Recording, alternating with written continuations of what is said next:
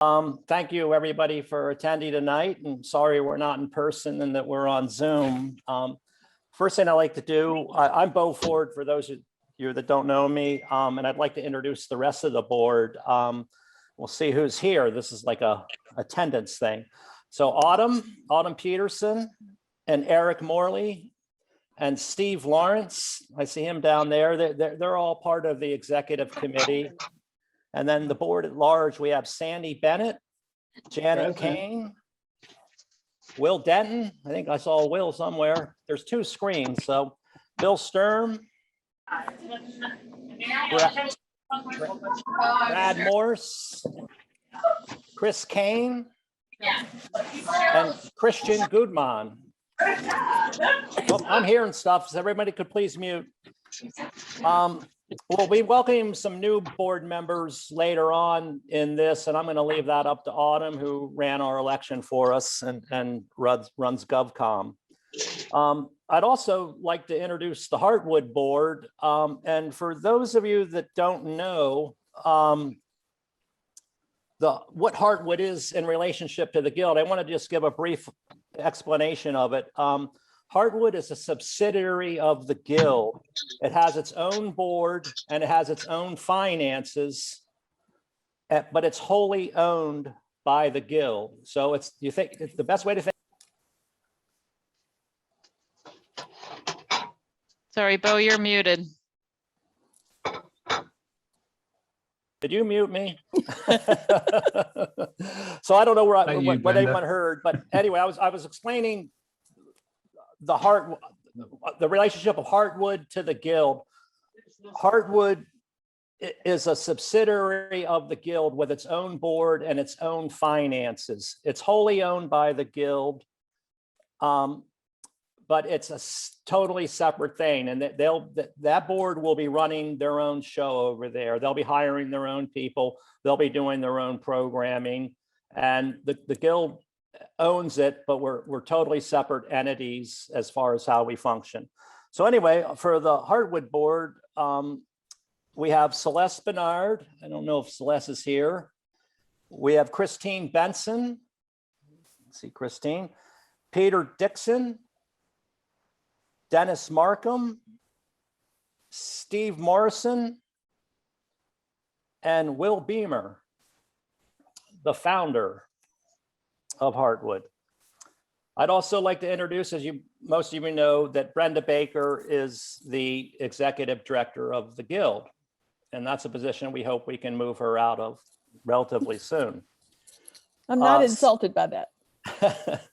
And our Guild staff is Allison Aran, who's been a constant, a really consistent member of our staff through a lot, and she handles our publications. We recently, Brenda hired Sue Warden to come back part-time, thankfully, to do our books, and she's been doing our books for the last maybe month or two. And then down at Heartwood, we have Neil Godden, who is running the show down there. He ran it this past year, and we are super happy with his performance, and we'll tell you more about that later when the Heartwood folks get a chance to speak. So anyway, I wanted to make a brief state of the Guild statement. Obviously, the Guild is in transition, and with that comes the opportunity to renew our focus and energy. We are currently focused on the fundamentals of the Guild, rebuilding our administration and concentrating on member services. Specifically, reorganizing our website and going full bore on our publications that were reduced in frequency and size as a reaction to COVID. For example, the board recently authorized the next few issues of Timber Framing to be published full size for the first time in a while. I can also report that during this transition, our finances at both the Guild and Heartwood are in great shape, as you will hear in Steve and Peter's reports. Two other recent efforts of getting back to normal, September Fest in Brattleboro and the Community Building Workshop in Independence, Virginia, were both huge successes. And I would really like to give a shout out to Eric Morley, who organized, got us that that project. And I'd also like to recognize his wife, Gesh, who did an amazing job on the food service down there. It's apparently legendary what they had to eat down there. And thank you to both of them. So we are moving in a great direction. We are financially sound. And because of the commitment of the project managers, the instructors, and volunteer members, we can still pull off a community building workshop like nobody's business. Going forward, it's my pleasure to announce 3 recent game-changing developments that the Guild Board has authorized and won by the Heartwood Board. Heartwood has hired their first ever executive director, which I'll let Peter and Dennis tell you about. We also have big news about our ED search and have reached an agreement to staff our administration needs, which Brenda will discuss in a few minutes. Finally, the Guild will start moving our East Hampton office as soon as next week to our new permanent location on Pratt Road in Alstead, New Hampshire, which some of you might recognize as Ted and Christina Benson's original shop. It is also the place where the first meeting to organize the Guild took place. As someone in the Guild who has spent the last couple of years searching and dreaming of a home for the Guild and the Heartwood School, along with others, I could not have imagined a more perfect location and facility. It's truly an amazing place. I got chills when I toured Pratt Road with Ted and Dennis Markham a few weeks ago. It's truly amazing, and I will let Ted and Tina tell you about it after Brenda makes her comments, and we also have a little side slideshow as well. I also want to add that Ted and Christina have made us a very generous offer of doing this deal incrementally with the goal of an eventual purchase. They have made it affordable to work within our existing budget that is completely risk-free for the Guild. I find it awesome that the legacy of the Beamers and the Heartwood School will mesh with the legacy of the Bensons and their timber frame shop and all that they have collectively done for the Guild and the craft. And so you might be able to tell I'm pretty excited about this. So anyway, we all are. The board. I really thank the board for moving on this when this opportunity arose. So anyway, I'm going to hand it over to Brenda for some news on her part. Well, as Bo mentioned, I'm the interim executive director. And so the plan was always to do an ED search. So we have done these in the past. I've been involved with them, and we really knew we needed some professional help. So we have that, and we have hired Emily Benson, whose title is talent acquisition at Bensonwood, to help us with the ED search. And she has experience, and she's already helped us so much. And so Emily's on the call. And so thank you, Emily, for being here and for already helping us so much. And so we're in the process, and we will start, we're narrowing the job description down to the final, from the final draft to what will then be posted. And then we will go through the process and hopefully have someone in place by March 1st, a permanent ED. So that's exciting. And then the second announcement I have is that Bo mentioned that I had hired Sue Warden to help us on a part-time basis. Well, as of yesterday, she is going to be permanent and full-time again with the Guild. So we will have Sue back in the office and back in helping us, as she'll be the director of business operations. So she'll be doing all the books and all of the basic administrative work, and she will be working out of the Bensonwood office. So that is exciting for me. And I'm also just as excited about the Guild moving to Bensonwood as Bo is. And I'm going to turn this back over to Bo and let him introduce this wonderful opportunity we've been offered and let you hear more about this. Thanks. So I'm hoping Ted and Christine are here. Are they here? Yep. Okay, well, and then I wanted to let them speak of this, but we also at the same time, we wanted to put up a slideshow now. And there are, I see Ted and Christine there. And so take it away, Ted and Christine, your show right now. Yeah, so These are the original Pratt Road facilities, and the main gambrel area that you see in this image was built in 1974. It was a period when we literally had no money, but lots of energy, and nearly everything in that facility that I believe is about 32 by 70 is recycled from old barns, bridges, silos, and trades with neighbors. So that's the original barn. The area on the front was added in the early 1980s. And then if you look to the right, there's a addition that Dennis can remind me about the date of this, but that's a conference room, and I believe it was added around 1983 or 4, and that was a part of a timber frame course that we did in Maine, in Brunswick, Maine, in the early 1980s. So next slide.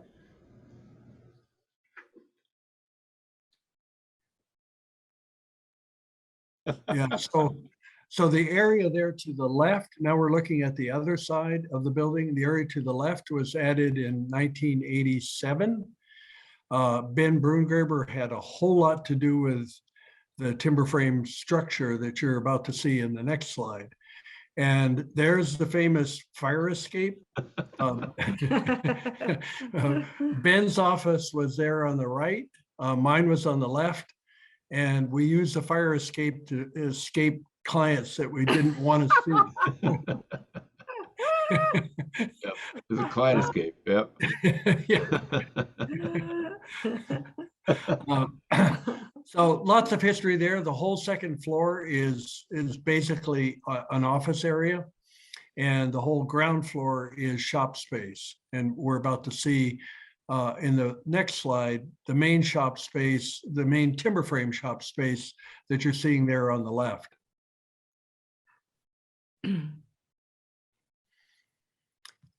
And so this area is 35 by 75.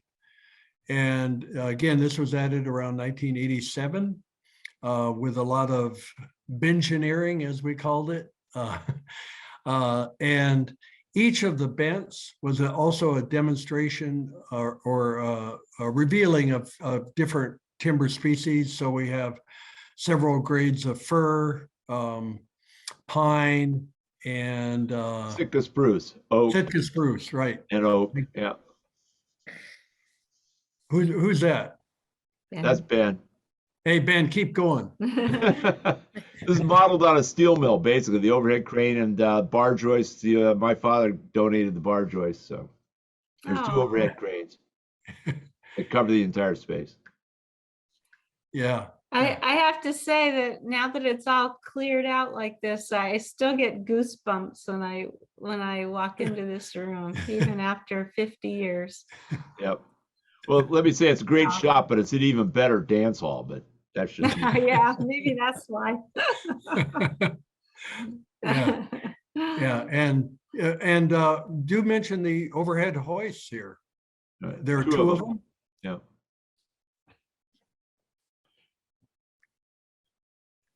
Great. Next slide. Beautiful.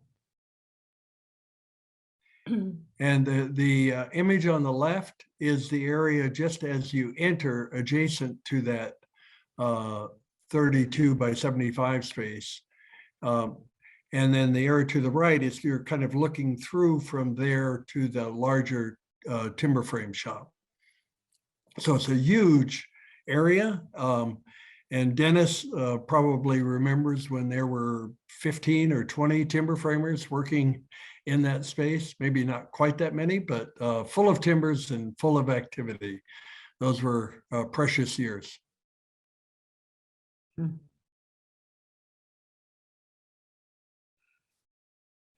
Those are big, beautiful heart pine timbers too. Those ones you saved out of that bridge. Yeah. Yeah, 8 by 16 southern pine that came out of a railroad Fabulous, trestle fabulous over job. by Hillsboro. Totally recycled. Next slide. And so this is the space just as you enter from the opposite side, also shop space. When we've had classes, we use this as classroom space. And so I'm suggesting to the Guild that this space is used primarily for classrooms, for a small demonstration, and then the shop space is reserved for classroom space involving timber framing.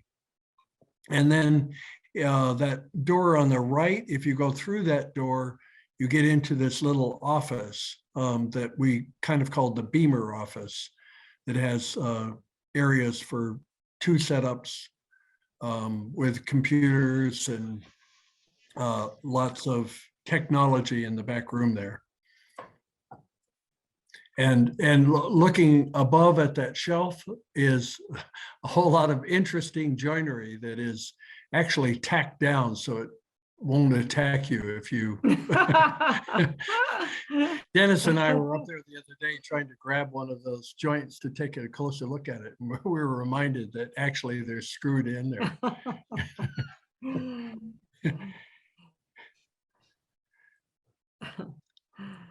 Next slide. And this is a conference room that comes complete with about 25 years of fine woodworking magazine that you see there on the right. And some beautiful cabinetry. So it's all set for being a lunchroom or a meeting room, conference room, whatever. And then the next slide, I'm going to let Ben just talk about it because Yeah. Yeah. Well, yeah, I've got a urinal modeled on that. I'm never going to live without a urinal again. These are the 2 bathrooms. And all I see is struggles with Amy O'Neill, is what I see. And Taffy Brown. Yeah. They're fine bathrooms. Yeah, they really are. And yours there on the right. Pardon me? Yeah. Yeah. Yeah. What color? and Speaking of includes a Amy shower. O'Neill, what color is the what time? There was a half-round window on the end of the conference room. Is that still red or not? Remember that fight I had with Amy about the color of that trim?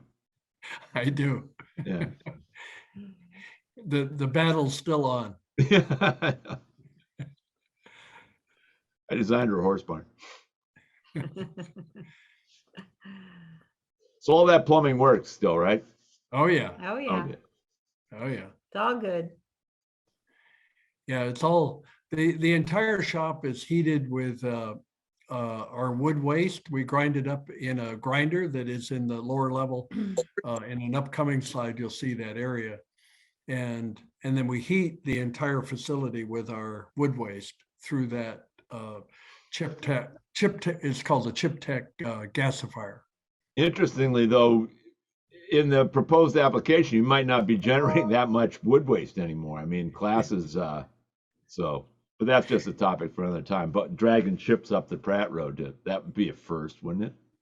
Yeah, but we're doing it now because we're generating more waste than we can use in Walpole and Keene. Oh, really? So, Okay. so the wood waste is actually coming up from Keene to the Pratt Road facility. In the back of your car every day, or what? You fill it up? In your convertible. Yeah, that reminds me, yeah. Thank you for remembering that. I got some pictures I might have to share with the group. Maybe. Next, yeah. Next slide. It's a great urinal, by the way. That's much shapelier than mine. Yeah, so on the left, as you enter from the north side, you get into the entry area, and those are the stairs up to the offices. And when you get to the top of the stairs, there's a reception area that is currently kind of retrofitted with a stand-up desk. But it's a beautiful little office right there. You see an old Bensonwood sign in the back there. Next slide. A lot of old heart pine flooring in there too. Beautiful stuff. Mhm. And then going through the doors past that reception area, we get into the office area. This is on the east side. And there's really room for, well, when we used it, Ben, there was probably 5 people in this area. There was really like a rabbit warren. But now we can spread out, you know, there's probably room for two offices on this side and 2 offices on the opposite side. There's 2 little nooks also just behind the reception area. This is one. The other is really more of a storage area that Brenda's going to be thrilled to see. Next slide. Right. And then this is on the opposite side. And Bo mentioned that the first organizing meeting for the Guild, this is where Dennis and I remember it happening, kind of on the second floor. On this side, there used to be a big conference table there when we were a smaller company. And Dennis remembers there were about 14 people that gathered. You know, I had contacted Ed Levin. Of course, Ken Rohr came along, then Jack Soban, Steve Chappell, Rid Shin. Dennis, help me out. Who else am I forgetting? I think Tom and Chris and Michael Klee came. Oh, yeah. Right. So there were 15 people in that original discussion about the Guild and what it should be called and what its purpose should be. And it was really a pretty magical moment. But Wasn't your brother Jim in there? yeah, I think Jim was there too. You're right. My brother, Oh, right. my oldest brother, Jim, was a part of that. So full circle. Yes. Indeed. It's pretty moving. Mm. Yeah, thank you. And next slide. This is a lower woodworking shop. Unfortunately, the tools are not quite up to snuff. We moved all of the great tools down to Walpole, and I'm trying to replace them with adequate tools. So I still have a woodworking shop next to my house. So here I am kind of rebuilding it. I have a planer and joiner and table saw there on the right. There's kind of a cutting area on the area in the back, and just behind that is where the wood grinder is. It's a really lovely little woodworking shop, about 40 by 50 in space. So Pretty that's good dust in the- collection system. say that? Pretty good dust collection system. Yeah, a great dust collection system. It has to be a woodworking shop. Mhm. And it's clear span, right? Steel beams underneath the shop floor above, right? Yes, yep. I think you had something to do with that, Ben. Yeah, I was sitting there thinking, how come I don't remember those big steel beams getting installed, getting dragged up that road? Anyway, Yeah. I'm drawing I a did blank the on that one. engineering on that one, Ben. That's how come you don't It's a hell for stop floor. remember. Good Okay. job, Dennis. Yeah, thanks. Next slide. Okay. Yeah. Yeah. That's it. No, there's another one. Oh. Yeah, this is the original little cabin that Christine and I built. We thought it was going to be a little barn and that we were going to live in it for a season. We lived in it for 9 years and had both of our daughters were born in the time that we lived here. A second one was born in there. So it has a lot of history. The Boas live there and others from our company. So it's a lovely little cabin, and we hope it'll be occupied by someone, you know, associated with the Guild. And next slide. This is the end. There is just behind that cabin to the right. Next slide, please. Ted, there's not another one. Oh, well, okay. In the slide deck that I sent, there's a photo of the sand volleyball court. Just behind that, just so everyone knows it's there. And then just beyond that, there's a pond with an area that would be wonderful for camping or tenting. So we're assuming that with big guild activities, that would be going on as well.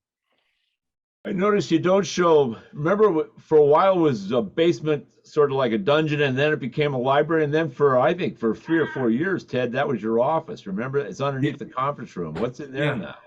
Yeah, so that is now a storage area, and that's the other area that we've Okay. cleaned out for all of the guild archives Ah. and files and boxes. So Brenda, you're going to be thrilled to see that area as well. I can't wait to see all of it. I'm so excited. Yeah, It's very dry down there, so you put stuff there and forget about it for decades, right?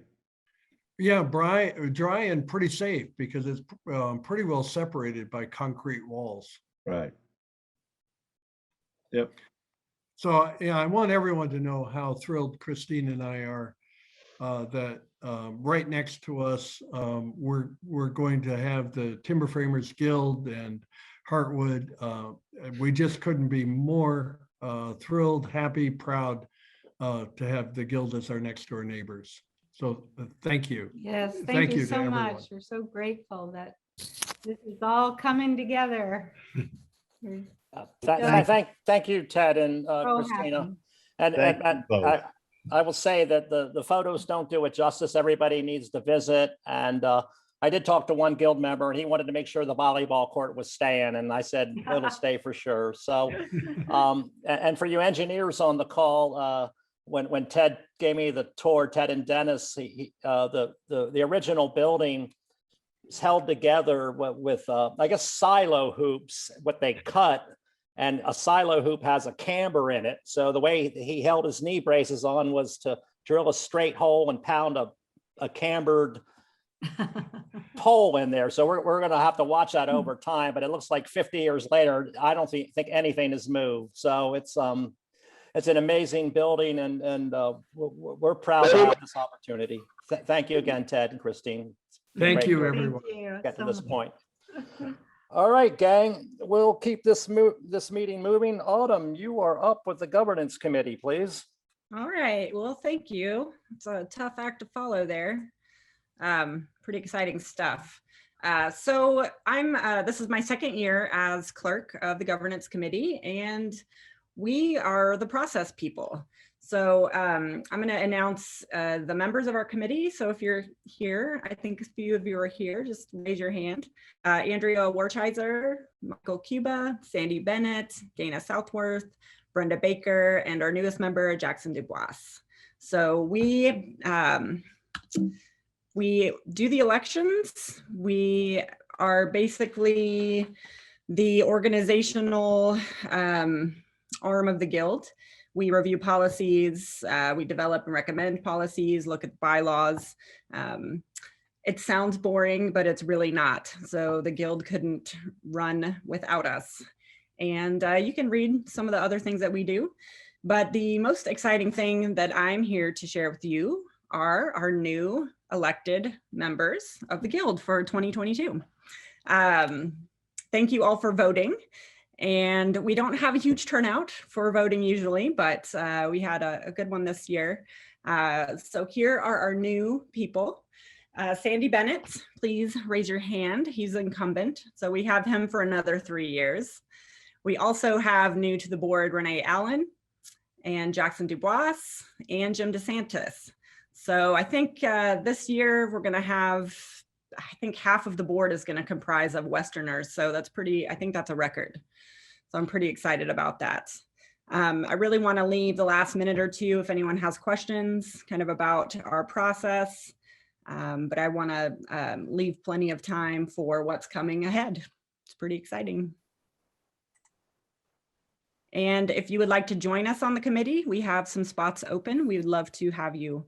So please reach out to me. You can write an email to clerk@tfguild.org, and we'd love to have you join us. And I'll hand it over to who's next? Steve. Yeah, hey, I'd just like to introduce Steve Lawrence, who runs the the finance committee. And I just want to say it's a really super strong committee, and we have people from outside the board that participate. Peter Dixon and Pam Remchek from New Energy Works. And I sit on this committee with Sandy and Brenda. And you always want your financial committee to be strong, and this is an amazingly strong committee. So Steve? Yeah, thanks both.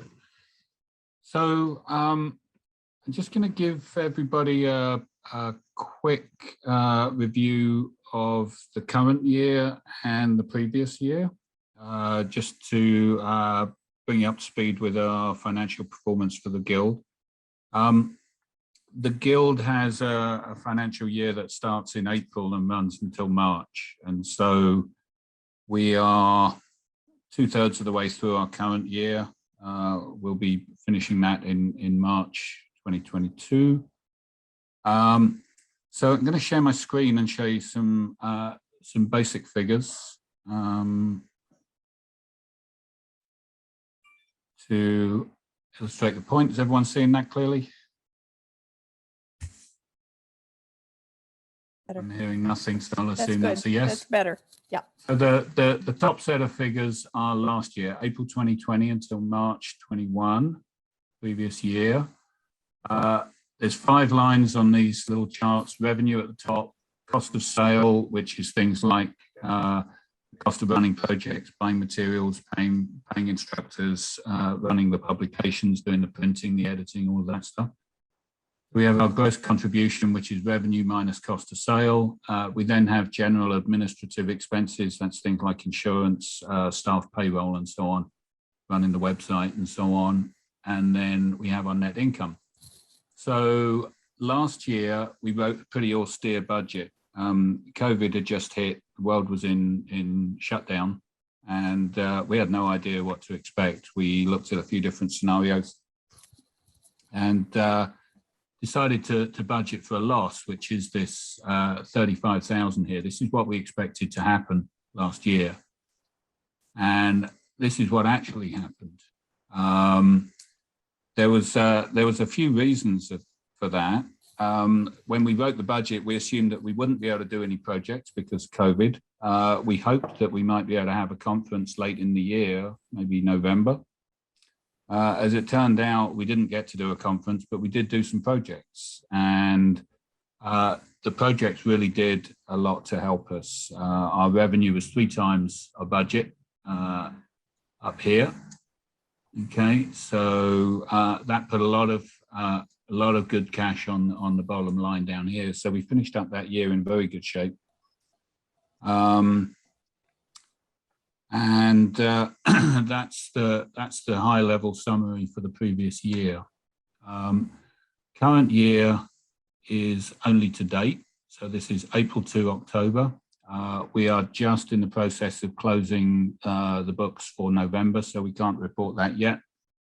But running up to the end of October. For the current year, we also wrote a fairly austere budget because we were still in COVID times and we were still unsure what was going to happen. But we did budget for some modest projects, but we did not expect to do a conference this year. We've done that project. We did a very successful project recently at Independence, Virginia, and that was very helpful and successful. We also did the September Fest, which, while it wasn't a conference, was very successful and put a bit of money in the coffers as well. And so, you know, at the beginning of the current year, we thought we'd do a fairly uneventful year and, you know, modest loss. Our performance year to date is significantly better than that. And you know, you can see the budget. There's 2 columns for the budget. The first one is the budget for the year. The second column is the budget for the year to date. And the third column is the actual year to date. So if you compare column 2 and column 3, you can see how we're doing. We're right on budget. Okay, when we look at the net income budget for the year to date and the actual year to date, we're right on target. we think that's going to improve a little bit by the year end, and we're hoping that we're going to end up with a modest surplus budget by the year of the end. So, you know, things are generally steady as we go. We're keeping tight control of the finances, and we're doing fairly well.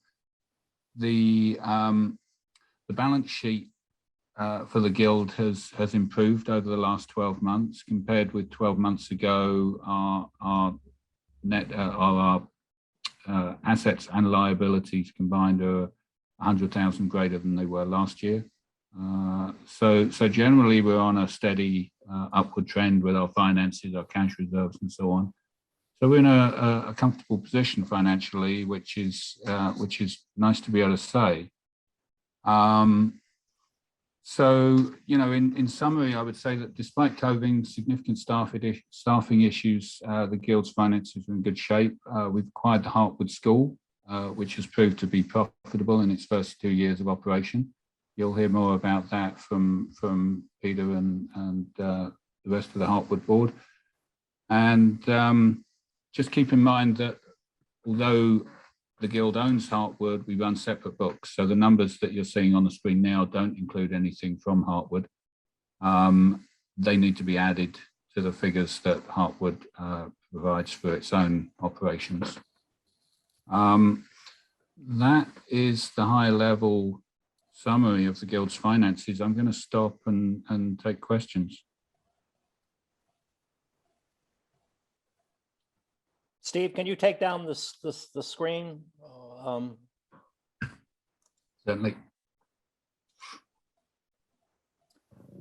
So any immediate questions for Steve about finance? We can pick that up at the end as well. Thank you, mate. Yep. And we'll move on from there. So next up is the Heartwood team. We got Neil, Peter, and Dennis are going to do their report about Heartwood. So you guys are on. Okay, I'm gonna kick this off very briefly, and then turn it over to Neil for the fun stuff, the classes that were held last year and where he and we are hoping to go this year, and then end up with Peter doing a financial report. And he says very brief. He doesn't want much time. It's according to him. So one thing I wanted to say is that the Heartwood board, despite some challenges last year, were very impressed and inspired by what happened at Heartwood School, and that was largely directed by Neil as an operations manager. And one of the moves that we've made this year is, and which we're very happy about, is that Neil is no longer the operations guy. He's now the executive director of the Heartwood School. So we think that makes a lot of sense to put not only the responsibility, but the authority in one person's hand. That person reports directly to the Heartwood board. So that's our scheme. And I'll turn it over to Neil, who wants to tell us about classes. All right. So I just have a little slideshow here of sort of the 2021 highlights for the season. We ended up, so here's a list of the classes that we offered, timber frame intensive and conversion, and you'll see I'll go into these in a minute. So we ended up starting from the bottom. We offered 17 classes, and going back to the top, we had built 9 timber frames. We had approximately 236 students this year. Felled 13 trees. I just thought that was a fun fact. We had 21 instructors. I believe we introduced 4 new instructors this year. And then we had 4 residents for the year. And here's our residents. I decided to break it up into 2 different sessions this year. So we had 2 residents for the first summer session, which was May and June. And then 2 residents for the second summer session, which was July and August. So Adrian Almaquist and Vanessa Crouch helped set up Heartwood and help me run things for the first 2 months. And then Beckett and Kestrel helped throughout the second half of the summer, and they helped me break down Heartwood and put things away and clean up. So I'll just run through our classes. I won't go into all the details. You can sort of read what's there. But we started the summer off with a timber frame intensive class that was 4 weeks long. We had 16 students and we built two 16 by 20 timber frames. One of which was just recently sold, the poultry house. And then the one on actually went out to Oregon, and Autumn was the purchaser of that. And then our next class was converting trees to timber. This is a class where we have somebody come in and teach the game of logging 1 and 2. We did limbing and bucking, did a woods walk and talk about, you know, forest management practices and philosophy and things like that. And this year we added, Heartwood always did a hewing demo, but we did, students actually got to hew out their own log this year. So whatever we felled, we pulled out and, you know, put on some dunnage and demonstrated hewing, and everybody was able to hew a log. And then later on, we used a lot of that timber in the scribe class, and you'll see that structure in a moment. And then we had timber framing session 1. This class was full. We had 24 students, and we built pretty much what we call the Heartwood cabin, and that was a 12 by 16 cabin. That one actually went out to Oregon as well to somebody different. His name was Brent. And this was an all hand tool class, which is what most of the classes are at Heartwood. This was our scribe class. In this class, we did plumb line scribe, and then Adam Miller came down and he does the log to log and square to log, and vice versa, log to square. And that's the little monster of a little building that we ended up building. So, and you can see there's some hewn timbers in the top of it that were hewn in the conversion class. And actually, I think most of the timber actually came from the conversion class. So I tried to combine whatever classes we could, so we weren't wasting anything, and just tends to make it a little bit more interesting. And this was the Kruk framing class. This frame went out to Idaho. We had 20 students in this class, and we built a 3-bent Kruk frame with a little jettied stair platform. We unfortunately didn't get to put this frame up. It's actually going to be put up this spring in Idaho. So it'd be nice to have some photos of it. So we just had that one bent that we stood by. And then we offered introduction to masonry heaters. John Santiago, who's actually a former Heartwood apprentice, he teaches this class, and we had 8 students. And people would just pretty much sort of learn the premise of masonry heaters. And there's a little heater that they cobbed up in the, you know, front of the workshop, and then it just got broken down that day. And then John also taught the earth and bake oven class. And there you can see we've got a little fire in the oven. And that scribe structure now houses this oven, actually. So. And then Jack Sobin taught the timber frame design and joinery class this year. We had a total of 12 students. And we'll be offering this class again. Actually, most of the classes we will be offering again. And Jack just goes into timber frame design, loading, and sizing of timbers. And then Andrea Warchauser, she taught the introduction to SketchUp and advanced SketchUp. And I guess we had a total of, sure, some people took both classes, but we had a total of 21 students here. And then we had our timber frame session 2 class, and Kyle Murphy joined. Evan had taught last year, and Kyle Murphy joined us this year to come up and teach. In this class, we had 21 students, and we built that 16 by 20 little English drop tie building, as you see there. And this was also a hand tool class. And then it was followed by we offered 2 new classes this year, of which this was one of them, timber framing with power tools. And then Kyle stayed up, and Will Denton also came out from Illinois and taught this timber frame with power tools with Kyle. I think this class was well received. I think people enjoyed, you know, learning proper way to use power tools, safety. So we'll be offering this class again as well.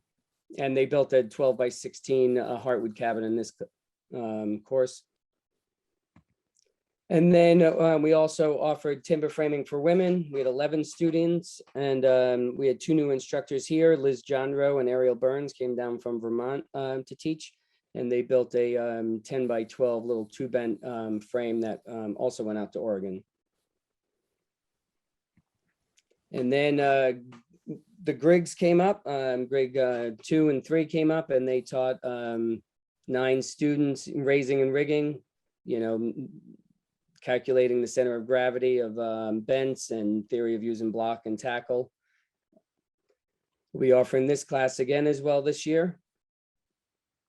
And then Patrick Moore, he came down and from Canada and taught 2 sessions back to back of stereotomy. And students built those models that you see there. They're, I believe, 1/6 scale models of a hip and valley.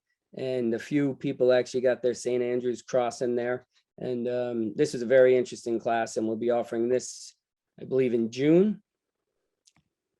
And then we finished this, well, I guess with the basics of building. I taught this class with, Dave Maynard was another new instructor. So I guess we had 5 new instructors this year.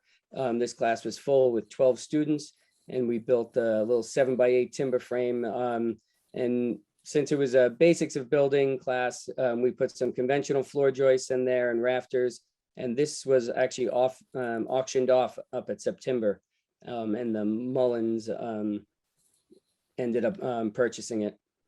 And then concurrently with this class, we ran the concrete countertop class that the gentleman that owns Stone Soup down in East Hampton, Massachusetts, Mike Paulson and Matt Sullivan, taught the class, and we built, I think they built a countertop, a curved bench for Heartwood, because we had a tree fall in one and break it in half. And then we did the slab for next year's earth and bake oven. And that's at Heartwood, and we'll use that next year. So, and then one thing that we brought back just because was the Thursday night pizza and music. In the beginning, we didn't do it as much just because of COVID.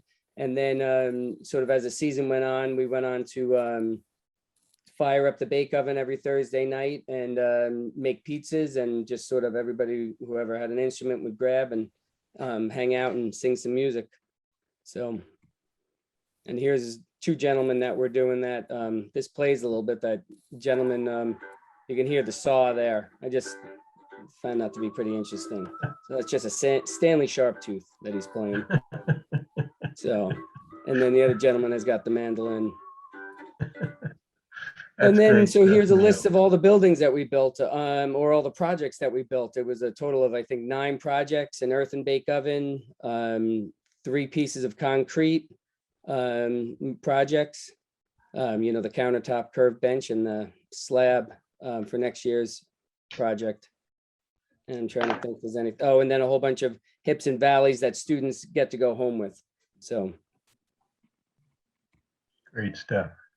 So that's pretty much what Heartwood was for 2021. I feel as though we had a successful year. I got a lot of really good feedback through the evaluations, and just personally, people saying that they enjoyed the program. So, and then for next year, I'm currently putting the schedule together, and it's going to look something similar to what we did this year. And I'm just hoping to offer a few new classes, a few weekend classes. Pat Moore is going to do I think a 2-day weekend class preceding his 5-day stereotomy class. We're going to have a weekend or a 2-day workshop for woodworking, building a small little shaker bench. We might do a hand drafting class. combined with, well, before or after SketchUp that Jack Sobin might teach. So I want to find out people's interest in that, and also offer a history class on timber framing, probably one day before one of the timber framing classes. So that's pretty much what the schedule will look like for next year. I can stop sharing here, I guess, and I'm hoping to have the schedule out by January 1st is what I'm targeting to have the schedule out, and then we'll have some brochures made and start sending them out. Great. So, and That's great, Neil. pretty much Heartwood. So, and now I'll turn it over to Peter to give a glimpse at the financials. All right, and I Thank don't you. have anything to share, but the numbers are pretty. There's not a lot to remember here. So you may recall the Guild bought Heartwood in December of 2019, and of course, 4 months later, COVID hit. That first year of 2020, I don't know if anybody's seen an update financially on Heartwood on that first 2020 year. It was not fantastic.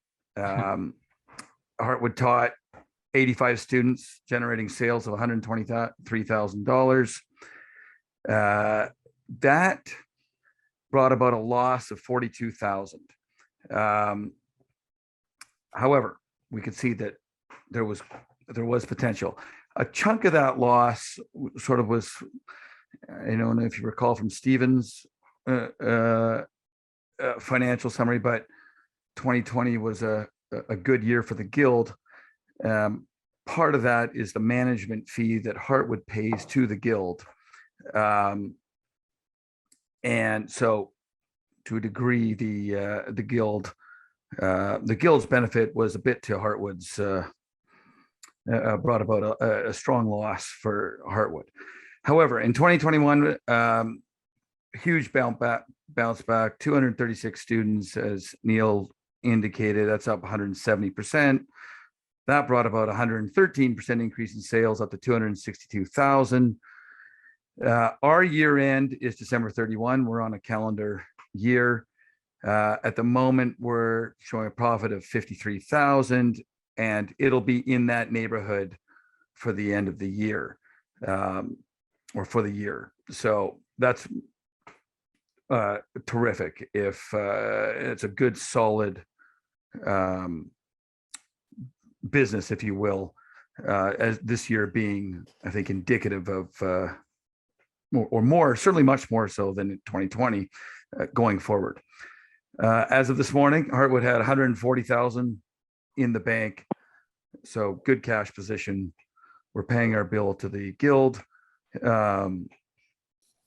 as opposed to racking up debt, and we have a new full-time ED with Neil, which means we've really solidified the 2022 year going forward. So it's a good news story for Heartwood. And that's all I've got. Awesome. Thank you, Peter. And thank you, Dennis. And thank you, Neil. Also want to point out that Heartwood will be operating in its current location this next coming year, but we hope by 2023 we'll be up on Pratt Road and will be actually a year-round operation. We think that's the direction that we want to head, is a year-round operation. So moving on, we're going to go back to Steve, and he's going to give you a projects and workshop update. Steve Lawrence. Thanks, Bo. So I'm looking after projects in an interim position. The board is working on organizational structure for the Guild across the board, and how we're going to manage projects going forwards is not quite certain. So I'm here in the meantime. I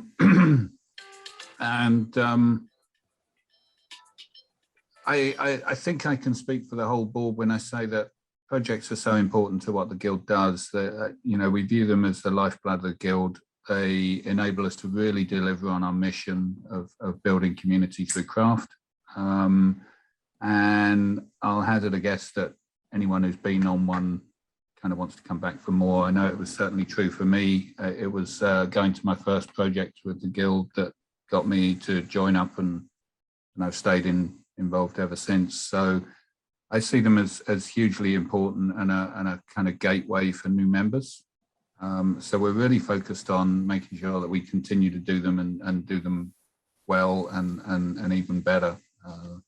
Really trying to make them as good as they possibly can. It's also worth noting that the projects and workshops make a really significant financial contribution to the Guild's coffers. They are reliably putting a contribution into the coffers, and that is a very direct contribution from the volunteers with their sweat equity to support the Guild. The revenue that comes from projects and workshops enables us to deliver member benefits in all other areas of the board. So they're very important that way too. And so it's kind of a win-win-win scenario. Everybody gets something good out of the projects, whether it be the volunteers, the instructors, the Guild, or the host partners that we work with. So we're keen to do more.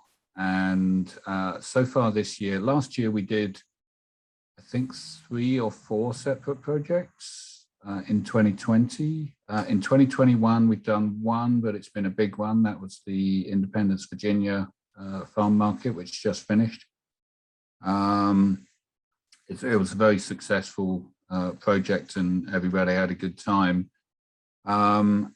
Looking ahead at next year, we've got one project under contract for next year that is called the Oso Memorial Park.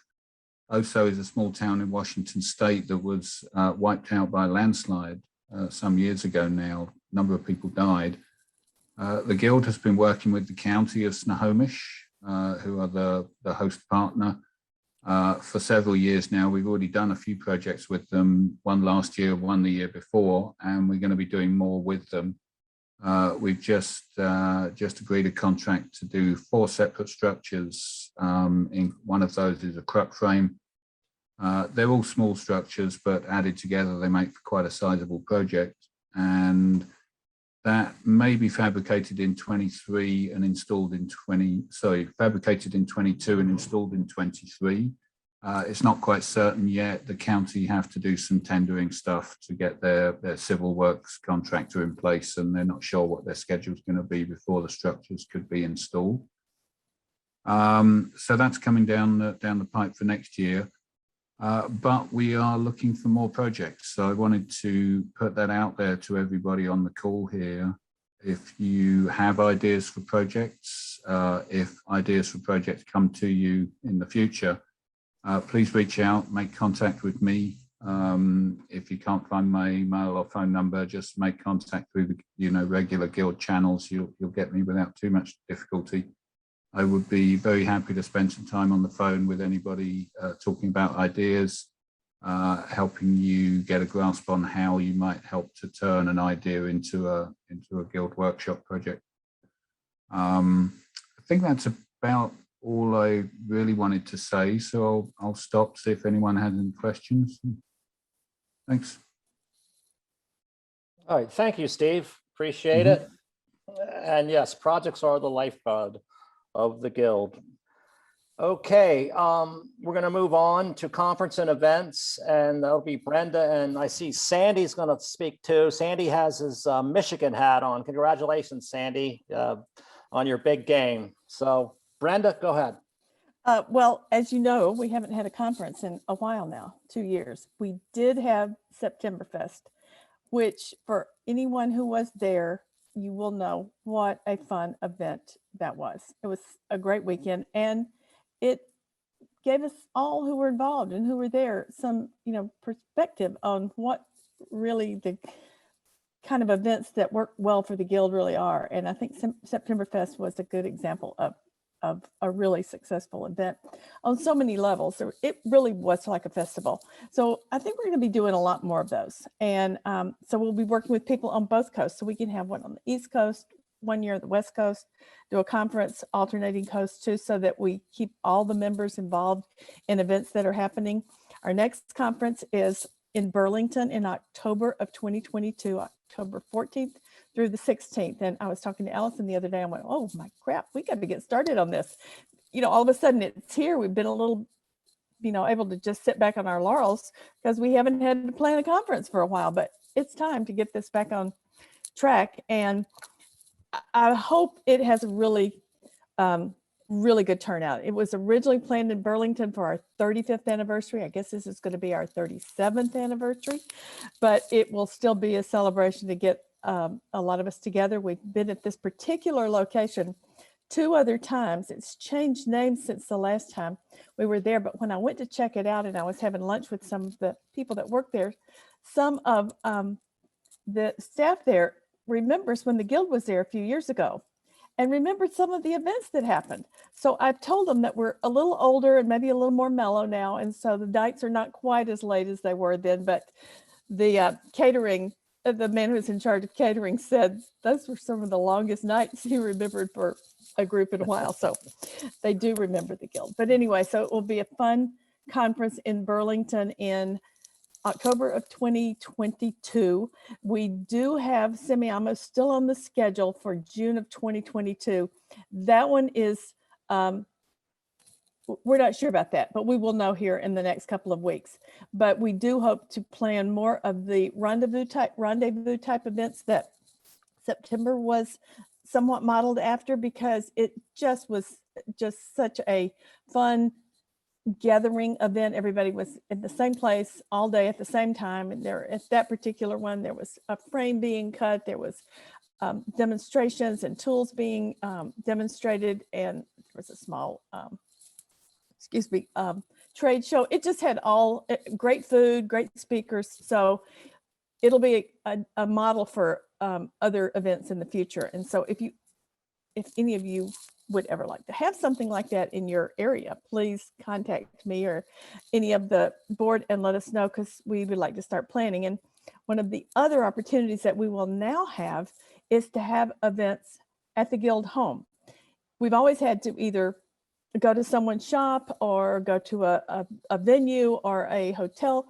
We now have a huge facility, a large yard for camping, so we can be a little more spontaneous. We can plan things that don't take quite as much pre-planning to reserve a spot. So look for those types of opportunities to come along too in the future as we start realizing we have a place and a space and a home with all that room. So I'm looking forward to that. It's a great place. I just can hardly wait. But anyway, if anybody has ideas for other events, please let any of us know. And I'm going to let Sandy speak to the virtual auction, the fundraising that he's been talking about for a while, and let you hear about that. And go blue, by the way.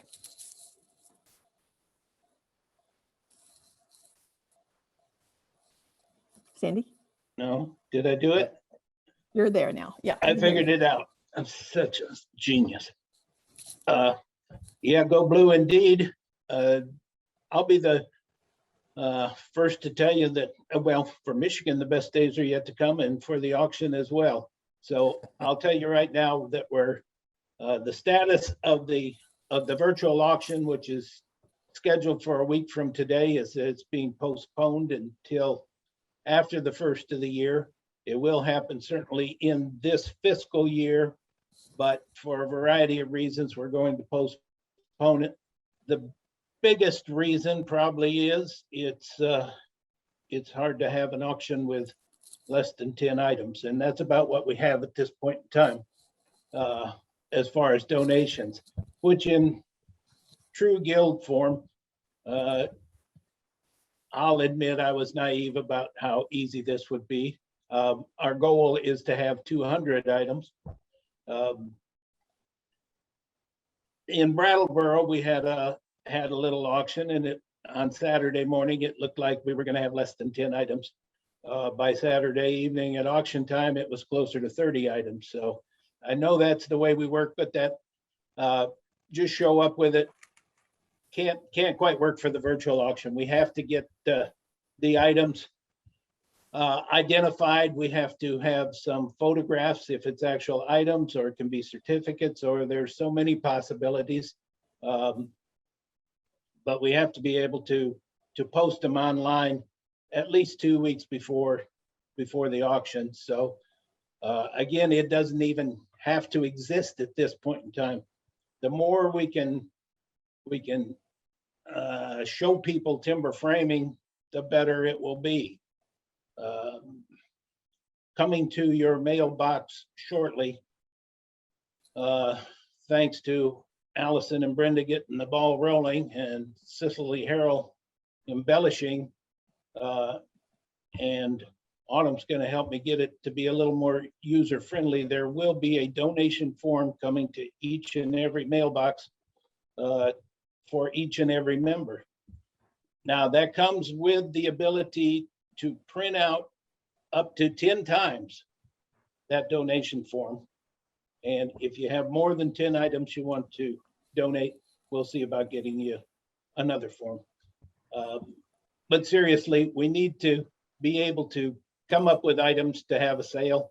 I think it's going to be more critical than we may have thought as a fundraising event for this fiscal year to stay on budget. I'm not concerned other than we want to hit our budget, and we're going to need a good auction to do that. So I don't want to twist arms.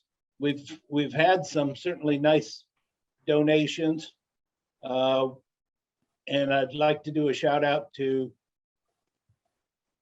Fraserwood Industries. Thank you, Peter, and Dorval Timber, Peter and his group over there, for being our co-sponsors for the year for the auctions.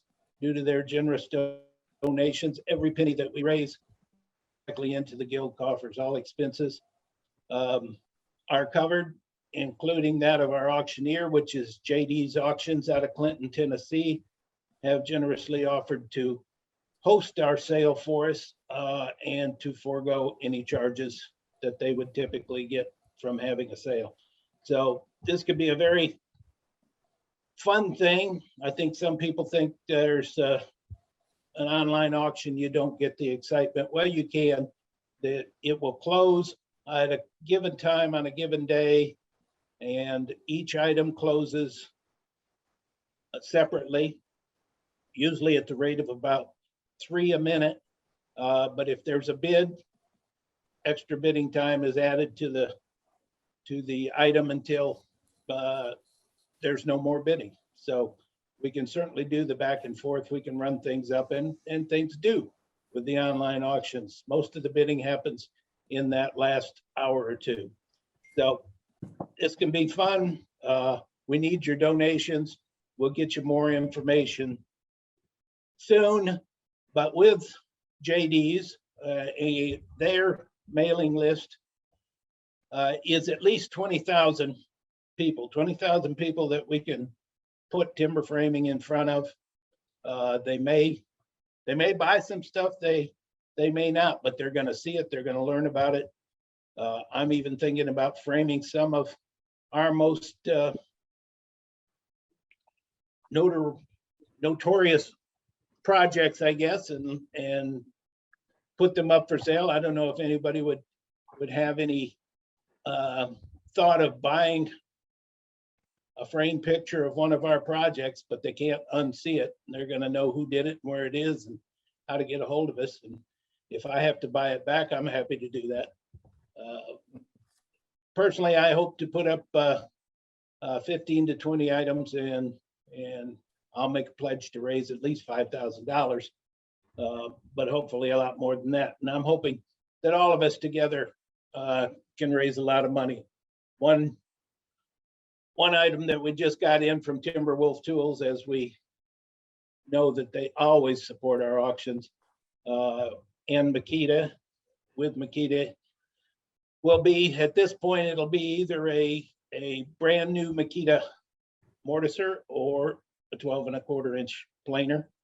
We're trying to decide which tool it'll be, but it'll be there, and we'll have lots of other generous donations, I know. So thanks to Fraserwood and Dorval Timberwolf, and many others before it's done. We're going to try to promote everybody that donates to us and help us have a big successful auction.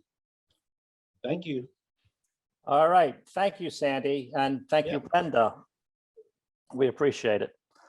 All right. Our next agenda item is the companies committee, and I'm going to give that report. Our companies committee is Christian Goodman, Kat Carlson, Brad Morrison, Jack Dickerson, and Autumn is going to be rejoining us. And for probably about 4 years up to this year, we were always led by Jonathan Orpin. And I just I want to thank Jonathan for all he's done. And I don't think I had anybody in my life shoot down more ideas of mine than Jonathan did. But I still really appreciated working for him, and I enjoyed it. And it was a really great time. So what we're up to on companies, we came up with September, among other things, but September is kind of our main thing now. And the goal of September is to raise awareness and profile of timber framing in general and have company members donate projects to underserved communities. Our main promotion for September is that company members are able to put their stories on Active Interest Media's website. That's Timber Home Living, for those of you who don't know. And they donate every year, the last 2 years, tens of thousands of dollars worth of advertising to us. And not everybody's taken advantage of that. If you'd like to, if you are a company member and you want to get involved, I suggest you talk to Allison, and she can help you out there. We also like to thank Peter Miller, the president of AIM, for bringing this opportunity to us. So it's really, it's kind of like slow motion, get the word out. You know, we on the companies committee, we always believe all timber frames are sold at cocktail parties. People come in and see your timber frame and they go, where can I get one of those? So the more exposure, the larger timber framing grows, at least on the commercial side of it. As far as the community projects donate, we have a really cool project. Christian Goodman at Heartwood Post and Beam and Kat Carlson in Maine has teamed up with Ford Panel, and we're erecting a pretty good sized timber frame pavilion in Lewiston, Maine for the Somali Bantu Community Association. These are Somalian immigrants that moved up to Maine and kind of had a rough time initially. There's a good book, if you ever want to read it, called One Goal, about how this community got acceptance by having a state championship soccer team. That's actually how I became aware of them. And so this spring, I believe in April, we'll be putting up, I think, a 30 by 50 pavilion for this community as a straight donation. And that will be promoted in Log and Home Living, and we hope to inspire other company members to do projects in their communities as well, and underserved communities that they can find. The other thing that has been really successful for the companies committee are the peer-to-peer groups that we've initiated. I think some of us have been doing this 2 or 3 years now. We have 3 groups, two that are active, one that's reorganizing, and kind of a cool thing, the group that I'm involved with, we actually just started a subgroup of our co-workers. So where we meet, we all took like maybe our shop foreman or just a person that we thought would be good and would enjoy this, have started their own group, and they've had their first meeting. They're having their second meeting this coming month. And anyway, you know, it's the kind of thing you get out of it what you put into it. But if you're at all interested, get a hold of somebody on the company's committee. We're always looking to form new groups if people are interested, and it's going pretty well. So that is my company's report, and we are going to move on to the Timber Framing Engineering Council and Helen Watts.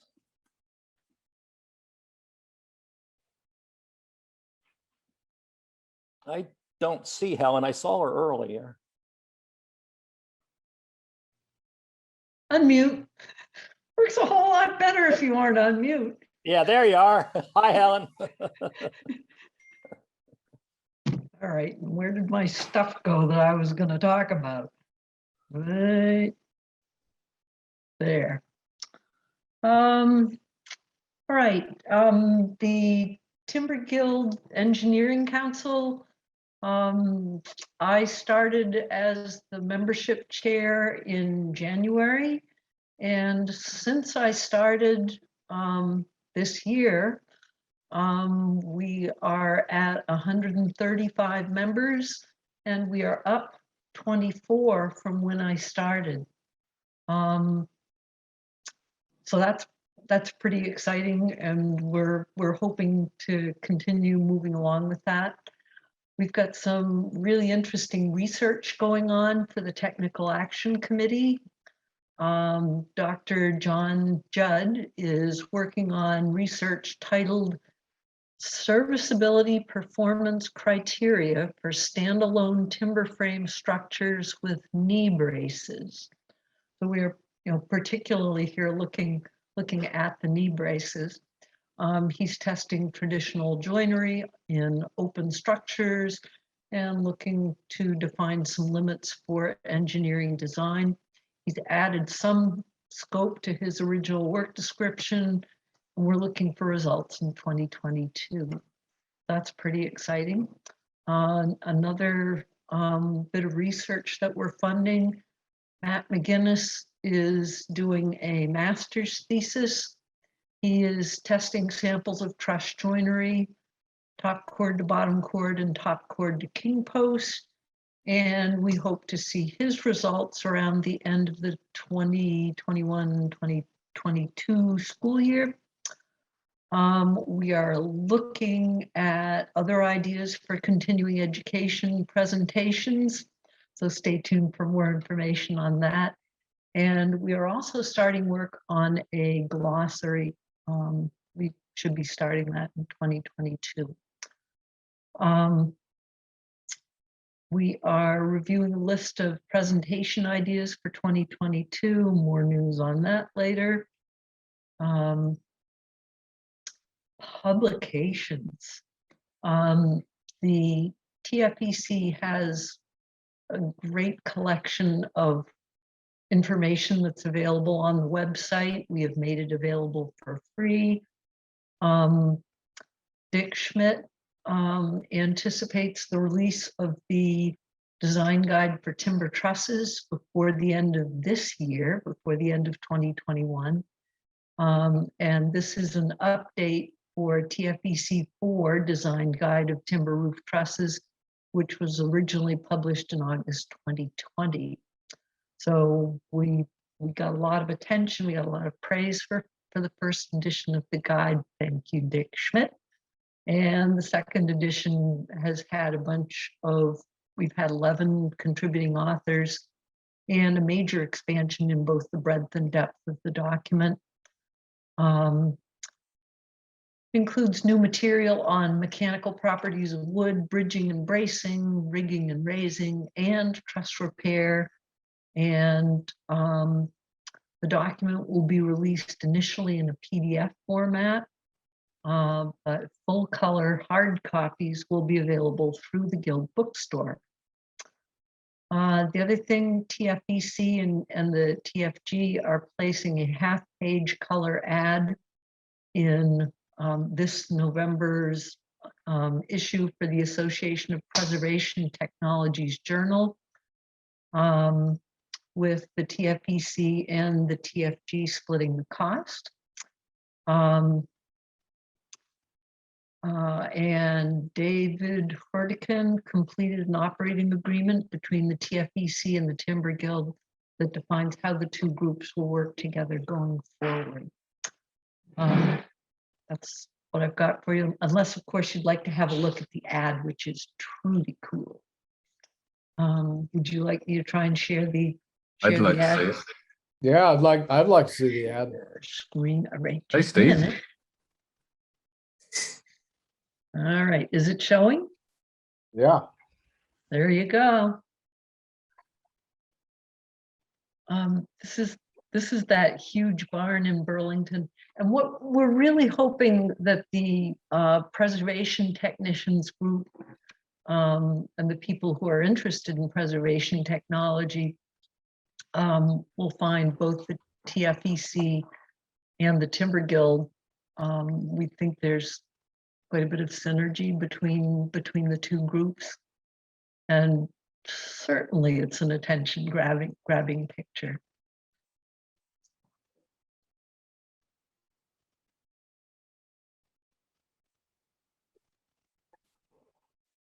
There you go. Any questions? Well, thank you, Helen. We appreciate it. Hey, Bo, if I can jump in, Helen, this is Ron Anthony.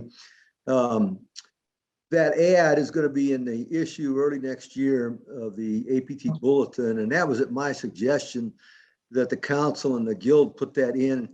I'm a guest editor of a special issue on wood of the APT Bulletin, and in there we have one of the articles is specific to some repairs that were done to a historic mining tram in Death Valley at the Keen Wonder Mine. And so we have a number of people within APT, of which I'm a part, that do a lot of timber repairs, and they do timber frame repairs, but they don't really do that in many cases with people that have the experience that we have within the guild and the council. So the idea was to expose them to the council and the guild for some of the engineering and some of the craft that they could use on some of their preservation projects. So I think there is a great synergy there. Certainly there is some overlap, but it's relatively minor between our group and the APT group. And when will that be coming out? First quarter of next year. Oh, okay. All right. I had it down for this November. Well, you know how those deadlines go. Well, thank you, Ron. You bet. Right. Well, we'll move on to the Education Committee. I failed to mention and give Janet and Ben credit for the work they did for us on the Somali Bantu Community Pavilion. Thank you, Janet. Thank you, Ben. So Janet, you're up, Education Committee. So the Education Committee pretty much has turned into an ad hoc APT committee, which our main focus is to bring back the apprenticeship training program. As you know, the apprenticeship training program just kind of faltered and fell by the wayside. And there's a lot of support to bring it back from both. And we actually did a survey, and there was overwhelming support to bring it back. So we have met for the past couple of years off and on and tried to figure out how we're going to reboot this thing. So just to give you a little background, there are two main components to the program. There's the on-the-job learning experience where the apprentice actually trains in a shop. And then there's the classroom part of the program. So historically, in the version 1, I'm going to call it version 1, the way it was paid for was that both the apprentice and the journey worker that the apprentice worked with in a shop paid equal amounts, a set fee every year to belong to this program. And I think it was $2,000 total per year per student and journey worker partnership. And that paid for it all for the apprentice. We, as part of the survey, we asked people how they thought about what they thought about that funding. And we decided to, in our version 2, we decided to change that funding. And we are going to go with a different model. So it's going to be paid for the classes as you go. So the apprentice is responsible for paying for the classes that person takes, as well as some kind of a flat fee for administration of the program and to participate in the program. And the participation fee, we haven't set, but it's going to be lower because we want to make this affordable to as many people as possible. And we probably would, we don't know if it's going to be a 50-50 split between the apprentice and the journey worker, but that's kind of in the cards. We'd like definitely less than $1,000 total, and maybe even closer to 500. So that's a change that we're proposing. The administration and record keeping for this program is considerable, and it has been historically done by all the volunteers who belong to this committee. And that's really asking a lot of people for no pay. And there's a fair amount to it. I mean, you have to invoice and you have to collect the fees, and you have to, in addition, you have to keep track of all the paperwork that goes along with it. The apprentices have to keep a log of all their experiences in the shop. The journey worker has to review that. Then the committee has to approve it. So there's a fair amount of paperwork involved. There are assessments that must be taken for each class. We think that we ought to have a paid position for this. So that's a change. How we fund that is hopefully through partly through that fixed fee that we charge people to be sort of matriculating students. That's up for more discussion, but that's in the works.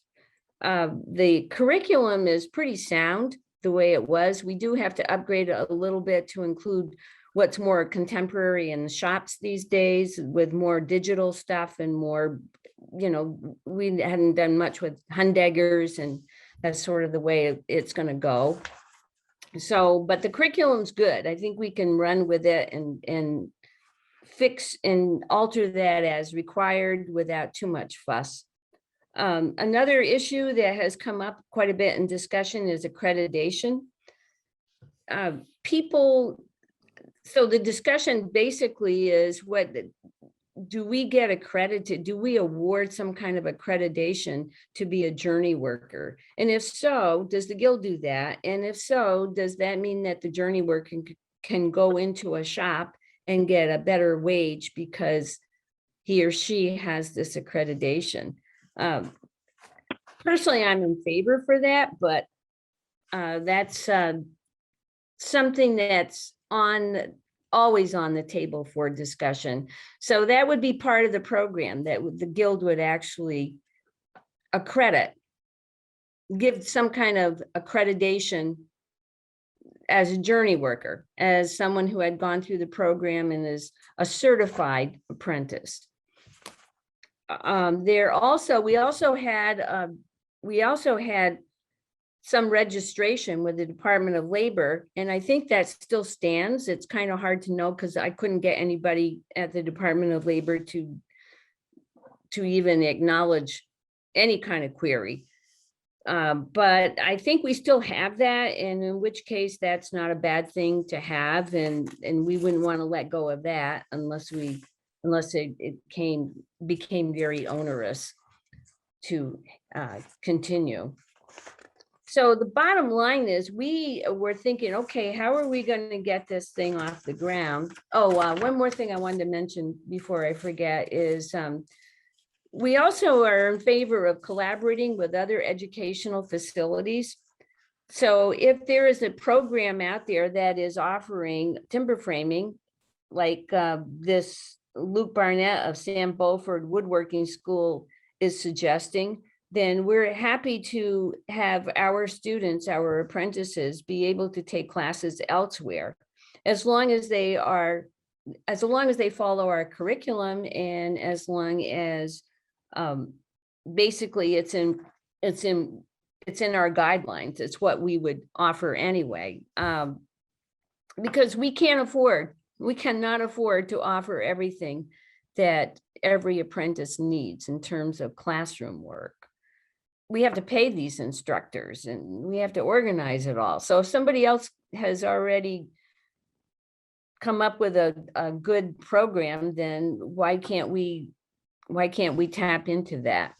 If we did that, if they advertised that they met the Timber Frame Guild ATP specifications, or it would count towards our apprenticeship program, then they would have to pay some sort of licensing fee or something like that to the guild.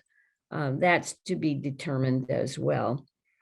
And hopefully, once we get Heartwood with offering more classes, then we can have maybe ultimately have Heartwood take over the ATP program. But we got to get it started first. So in that vein,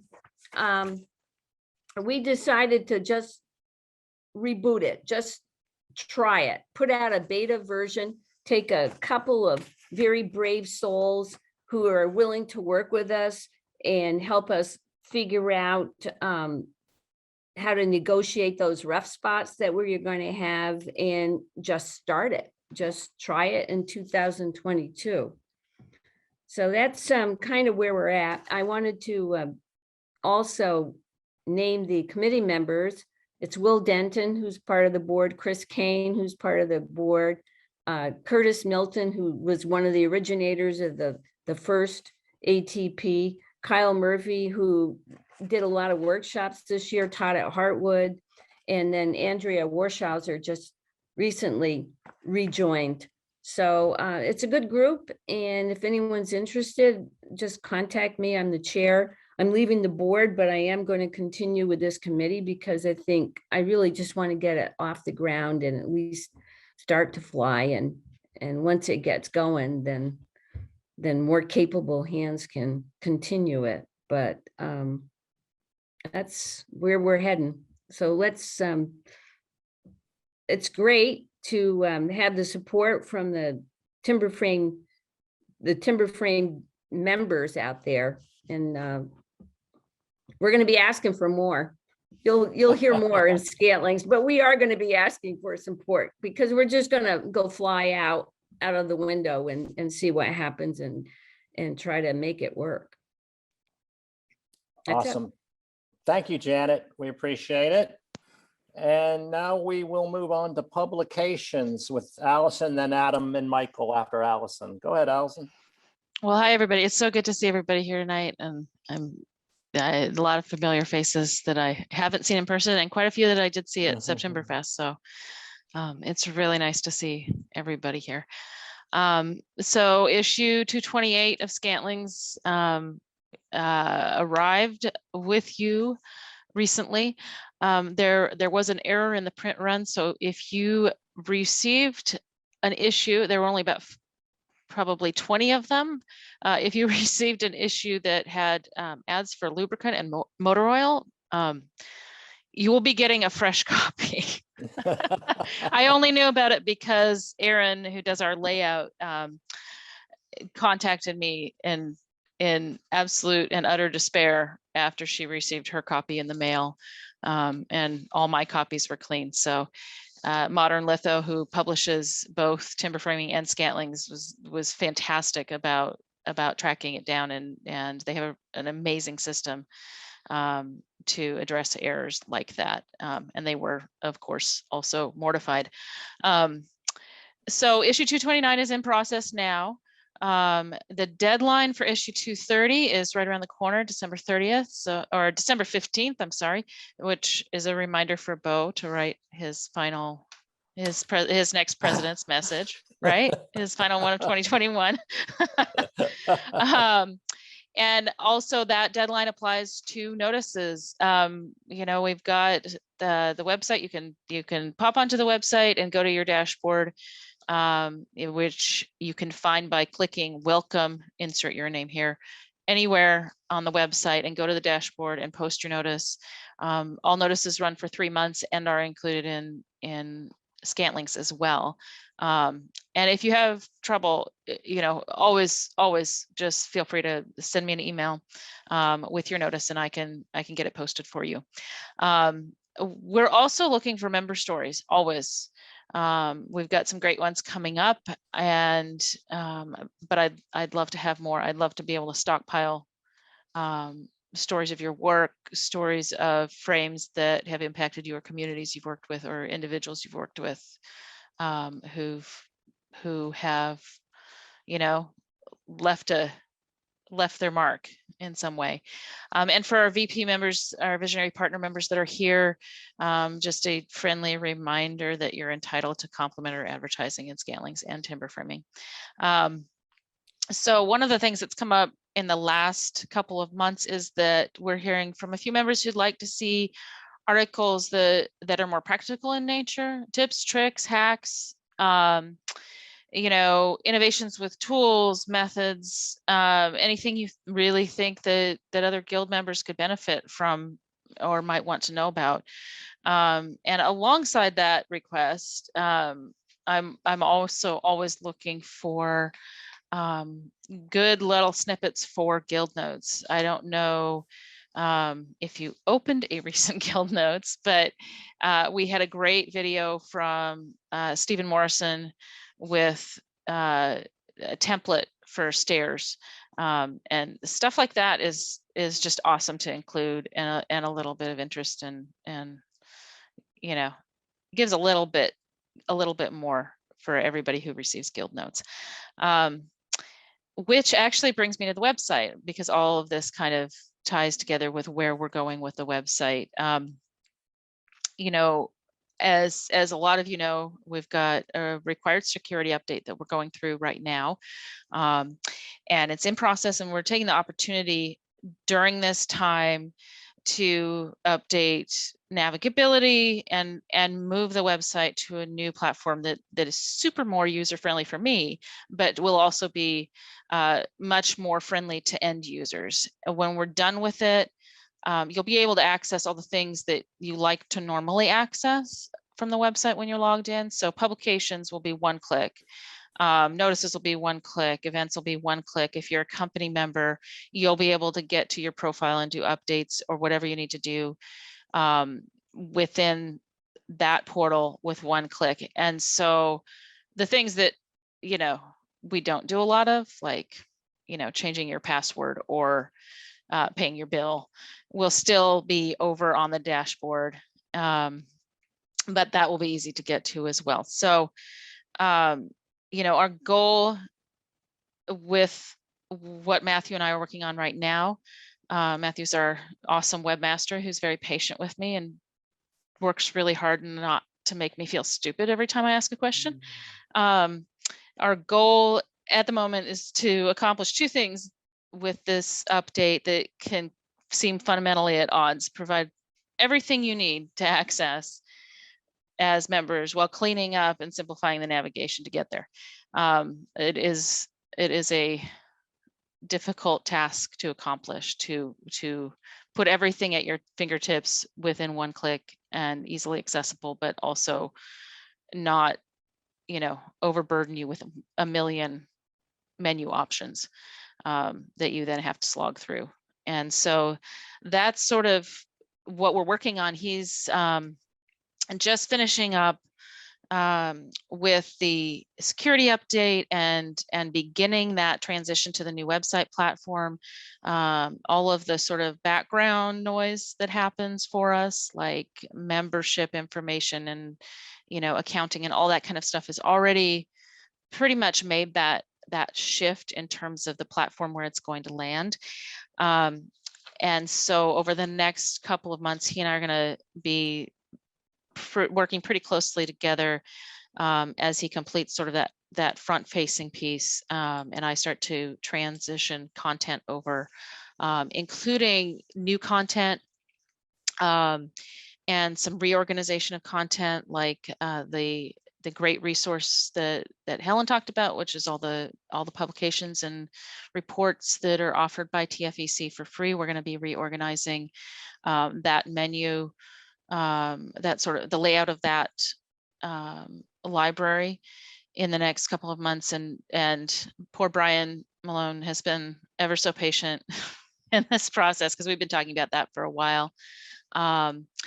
And we'll also be offering some additional resources for the public, which will include if somebody comes to the website and they click on Find an Expert, which, you know, is sort of where we're moving to for find a company and find an engineer, is to help facilitate the public finding the people that they actually need rather than just giving them a map or a list. We are also going to include basically a library of articles by guild experts. So, everything from articles about, stain prep to, just basic understanding of the basics of timber framing for the public to access. We've got a lot of material from the September website that we had set up last year. And then we have actually a great series that's going to come out that's going to get launched in Scantlings with the first installment, and then the rest of it will be on the web. So I am going to beg you for content. So expect to see more of that. And as always, if there's anything I can do to support you with questions about your membership or access to the website, or if you need a password reset, whatever you need, just feel free to shoot me an email. I'm going to pop my email in the chat. So if you need to reach me, I'm around all the time. I work from home. So that's all I've got. Thank you, Allison. Adam and Michael. Hi. Hello, everyone. So in terms of timber framing, can I be heard here? I'm not. Yeah. Okay, excellent. Well, for the journal, in the last year we produced, we produced 4 issues. Some of these you might recall, hopefully all of them, because I thoroughly enjoyed producing each one, along with Michael. Timber framing is a quarterly, and we strive to get that out to everybody, to produce those and work with our contributors to produce the highest quality articles we can, that are informative and valuable to our members, and hopefully just help everybody to learn about the horizons of what's possible in the kind of work we do. I know I'm always learning from that and enjoy it thoroughly. In the last year, we have had some issues in terms of getting the journal into people's mailboxes, the print copies, in the issue months, of the journal, and largely due to issues with the printing and paper supplies, and then everything being at the mercy of whatever's going on with the U.S. Postal Service delivering mail on time, which is, an issue with first class mail, let alone bulk media rate mail. So, but when it comes out, we do get you 4 issues a year, which is our goal. And we're very excited about some new content coming up, both in the December issue, which we are soon to get off to the printer, and in the coming year. We have had some, since the beginning of the pandemic, we have had issues with budget, because with the budget for producing timber framing did suffer substantially based on choices that the board had to make in terms of safeguarding the finances of the guild through the pandemic. We have slowly been recovering from that, along with all the rest of the guild operations. So you'd note that some of the issues since the beginning of the pandemic have been as short as 16 pages, which has been a result of our budget being constrained to only being able to produce something that long.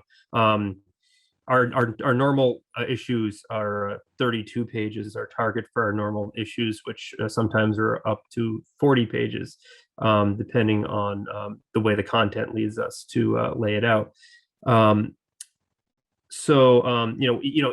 Hopefully within the, even within those short 16-page issues, we strove to modify our layout to try to pack in as much content density as possible, doing things by shrinking image sizes to single column width, and even using covers for content to make sure we could get as much valuable content out to all our readers in each issue. And we always appreciate feedback we receive from readers, leads for new articles, ideas that people want to see for new article contents. And we always enjoy welcoming new contributors and working with new contributors to the journal to share the knowledge that you all have with the rest of the guild membership and our other readers. One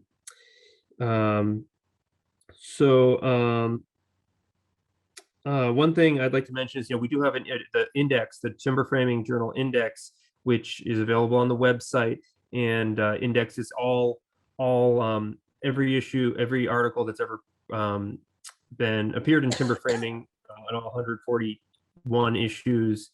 Actually, well, right now it's 138 issues, and that will be updated in January. I try to update that every January for the 4 issues of last year, and that indexes things by topics and by authors. And it's a very valuable research tool that I encourage everybody to take advantage of.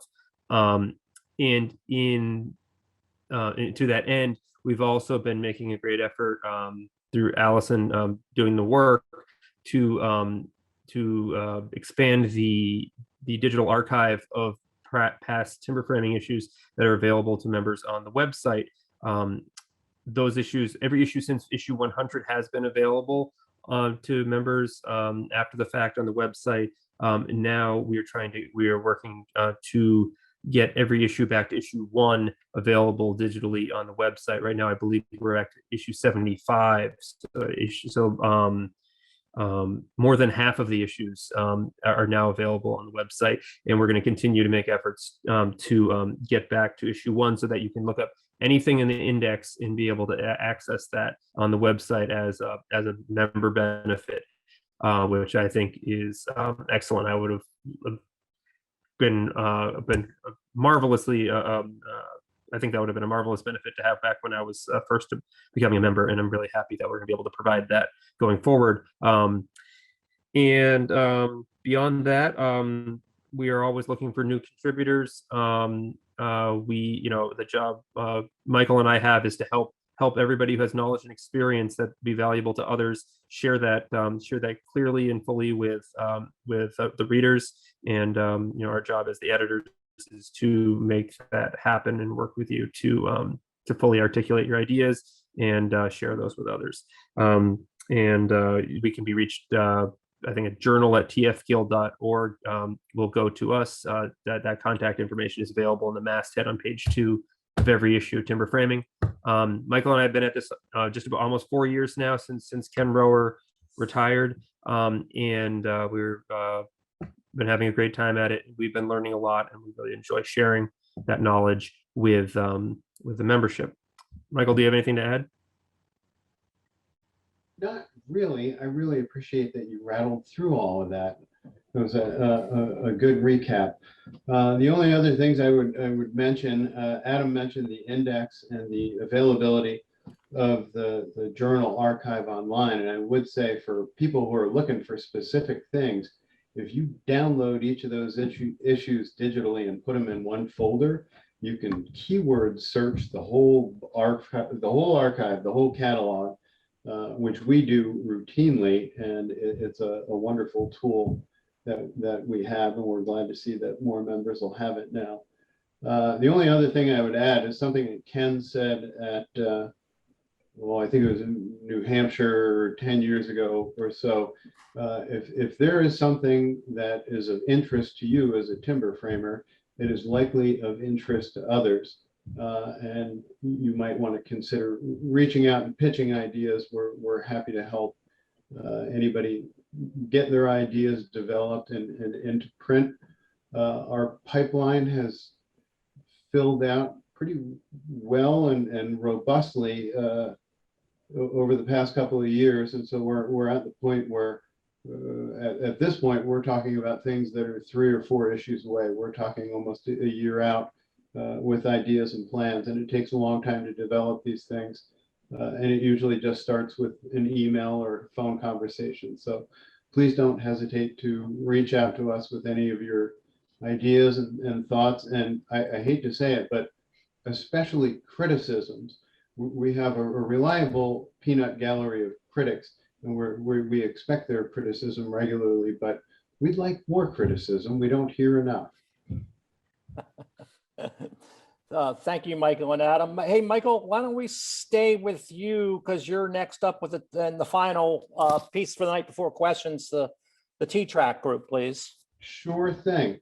I'm pleased to say that after a COVID-related hiatus last year, that T-Trag has resumed its annual members meeting, and we just met about a week ago in Buzzards Bay near Plymouth, Massachusetts for a members meeting. We had about 25 of our members were there and several guests. We added a new member from Colorado, John Sargent, and there were several guests who are in the process of applying to the group. So we're happy that we've resumed regular activity.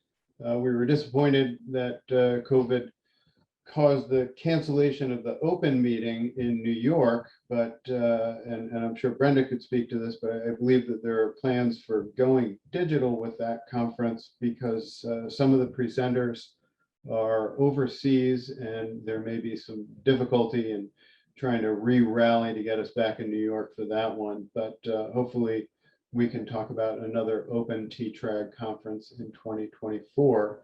Although we only meet in person once a year, we're in communication year round, and membership is always open. The application instructions are on the Guild website, and we're always happy to have new members. Awesome, Michael. Thank you. Thank you Just so a real much. quick comment, Michael, you're right. I've been talking with Ian to get that conference that has the Dutch speakers involved and the Dutch government has sponsored to hopefully in March, early March. So we should know more about that soon. Sorry, Bo.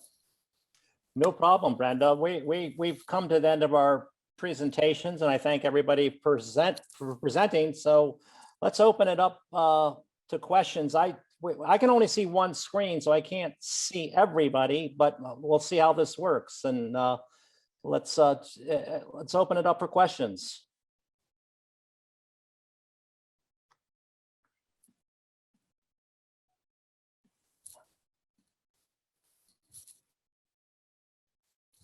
No questions. That's amazing. Everything's going so well.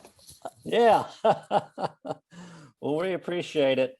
I did have one comment that I would just like to say. I'd like to say goodbye to my fellow board members, Eric Morley and Janet Kane, who I know both won't be going very far, that they'll still be very involved in the Guild, but they finish up their tenure. They have one more meeting to go, and I know what I get out of being on a board like this is getting to know people like Janet and Eric more than I knew them before, and it's been a pleasure. And both you guys are sporting new haircuts, and so you're going out with style. So thank you, Janet and Eric. And I also want to say something.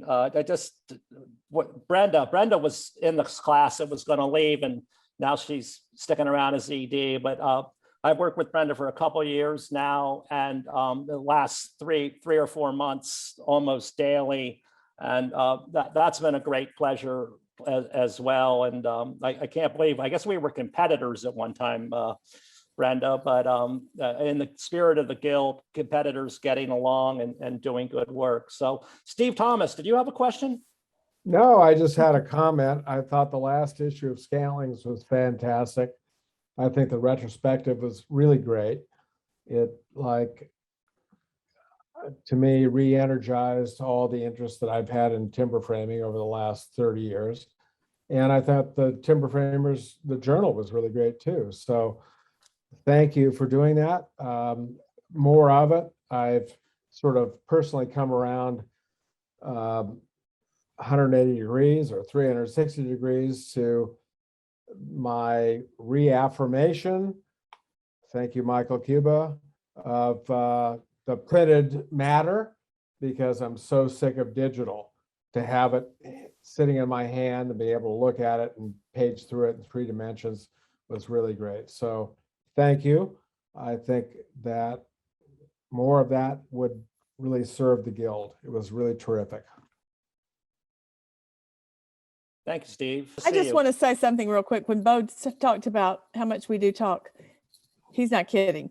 There's been a lot going on this year. As you all know, we've been through a lot of transitions, but he has put in incredible hours and commitment to this organization. So I appreciate it so much. And there's a lot going on behind the scenes. And I just feel so gratified and positive at the direction we're moving, and the stability that I feel is being established, and the long-term goals that are being created, and you know, we're looking forward to, and just getting back on track and just getting back into the path that the Guild's focus has been. And so it's going to be a good year. It's been an unusual 2 years in so many ways, but there's so much that has come together. It's like the stars have lined up, that I feel so optimistic and so positive about what's in store. So I'm looking forward to all the opportunities that are coming along. You're here. Awesome, Brenda. Any other questions or comments? I've got one comment. Brenda suggested we always have conferences east and west. How about north and south? Canada's nice too. Well, that's true. Find us a place. And we've And had some Texas. yeah. Don't forget Texas. We've had one in Texas, and we've had quite a few in Canada. So yep, it's not, I guess that didn't cut off the coast, you know, east and west goes high and low. That's You know, right. what we need to do is combine the West and Canada and do another Whistler conference. Ooh, that'd be nice. East in Montebello. Yeah. Tired of The best food in Montebello, the best skiing in Whistler. Story. Hey, one thing, I see Eric pop up there. Eric, besides bringing us the Independence, Virginia job, he was on site and he filmed it every day, and he's forming us. We've never really promoted these things. We did hire a publicist for this one, and then with Eric's work, Eric's going to come out with a short video and a long video of this project, and we hope to be able to send these things around to farmers markets all over the country to help promote what we do and get more projects like this. So we're looking forward to that, Eric. Well, you know, Bo, thank you. I worked on it actually today and yesterday, making progress. My goal is to have it done by the end of the year. And I really think it's going to be good. I'm sorry, Steve, it's going to be digital, you know, but there's no other way. I could do a comic book version, I guess. Anyway, I think it's really going to help the next person selling the next project. You know, that's something that's in my mind as I'm putting it, telling the story. So that's my hope. And, you know, it's been gosh, what an experience it's been serving on this board. Okay. And, you know, yeah, it's some work, and like we all know, but it sure has been proven to me, you know, I've gotten far more out of this time on this board than I've ever put into it. You know, and I think we're really fortunate to have Brenda and Bo. You know, get to see Bo in a lot of meetings, never seen him upset, you know, and always calm, always good mood. And Bo reminds me of it's like he has a steady hand on the tiller. You know, it's just like, okay, you know, we're headed that direction, keep on going. So Bo, thank you for steering the ship. And thanks to all of you. And I hope you're really going to enjoy this video. I want to say something to Eric, to everyone, about Eric's efforts for independence. For anyone who was there, I mean, all the projects are amazing, and everyone who is at a project says that is their favorite part of the Guild, which is why what Steve was saying about we need more projects. We need to do projects because it's really just the lifeblood of so much of what the Guild does. But if you have questions about how to make a project happen, ask Eric. I mean, he, you know, he probably won't tell you how many hours he actually put into making it happen. But this amazing farmers market in a community of 1,000 people that will be there for years to come, right on the main drag, right where everyone can see it. It's not hidden back. It's not put back behind a building. It is on the, it's at the corner of an intersection of busy streets. It just was amazing. And just the 10 or 11 instructors, I think 11 instructors and 65 attendants, volunteers who were there for 10 days to cut this oak frame, which I think some people have forgotten how heavy oak was. Just, I mean, it was just the most steady, wonderful event. And then I wasn't there for the raising and the final view of it as it was up, but ask Eric what it takes to get a project going, and he should be able to help you make some things happen. It was excellent. Awesome. Awesome. Any other questions or comments? Do you guys want to hang out and drink some beer? What do you want to do? I just like to say that I'm really excited about the prospect of all the possibilities of having the Pratt Road facility available to us for radically expanding in the breadth and depth of our educational offerings in year-round, inside with bridge cranes, all these great things. I think it's a marvelous opportunity, and I think it's great that will be available to us, and look forward to experiencing all that and seeing everybody there. Yeah, thank you, Adam. It is awesome. Anybody else? Well, thank you all for coming out this evening. Hopefully our next members meeting will be in Burlington, and we'll all be in person, and we'll be kind of back to normal. So hope to see everybody there, and in between we'll try to get some things done for y'all.